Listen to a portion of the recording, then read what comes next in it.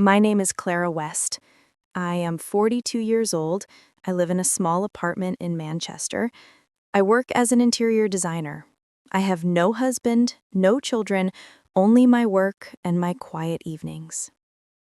People think my life is elegant. They see the pretty pictures on my website. They admire my clean white office, my polished shoes, my calm voice. But when I return home at night, the silence feels heavy. Even my own footsteps sound lonely. Everything changed last winter. I went to a charity art event in the city. The room was warm and filled with soft music. People chatted politely while holding glasses of wine. I stood near a painting of a broken bridge. Something about it felt like my own heart. Then a man walked up beside me. Tall, clean-shaven, maybe 45, with soft eyes and a gentle smile. "Beautiful, isn't it?" he said. His voice was calm, deep. We talked about the painting, then about work, then about simple things. Coffee, books, travel, dreams. I don't remember everything we said. I only remember how easy it felt. His name was Ethan Hale. He was an architect. He spoke with warmth and confidence. He made me feel seen, really seen, for the first time in years. We exchanged numbers. That night, he texted me first. "I enjoyed talking to you." My heart beat a little faster. Days passed. We met again and again. Coffee dates, long drives, dinners, slow walks after the rain. He opened doors for me. He listened. He remembered the tiny things I said, things most people forget. I felt myself opening up, softening, believing. One evening, he held my hand across the table. "Clara," he whispered, "you make my life peaceful. I haven't felt this way in years." My cheeks grew warm. I looked away. He touched my chin gently and lifted my face. I saw honesty in his eyes, or what I thought was honesty. He kissed me that night, soft, slow. My whole world felt warm. Weeks turned into months. Our romance grew quietly, tenderly. He cooked for me.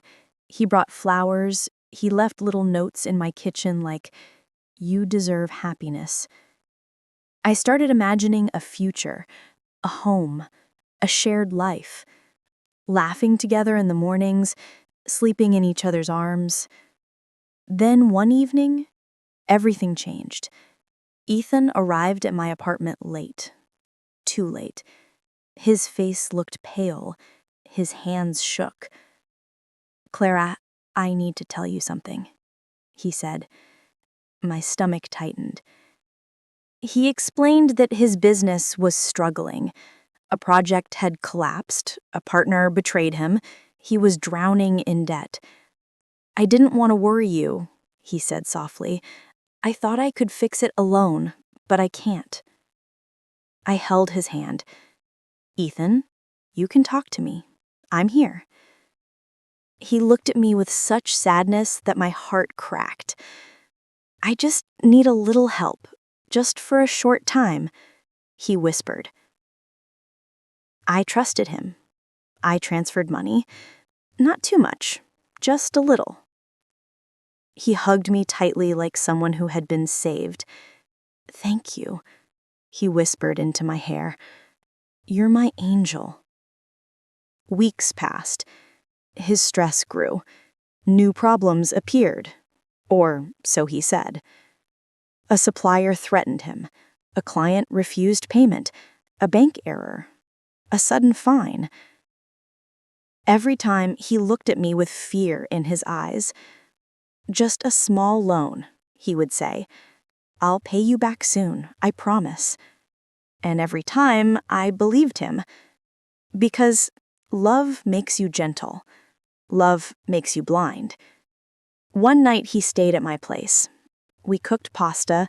watched a movie, and fell asleep on the sofa. It felt like a family, like something real. But the next morning, when I woke up, he wasn't there.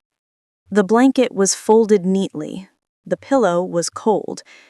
I checked the kitchen. No note, no message, nothing. Hours passed. I called him, no answer.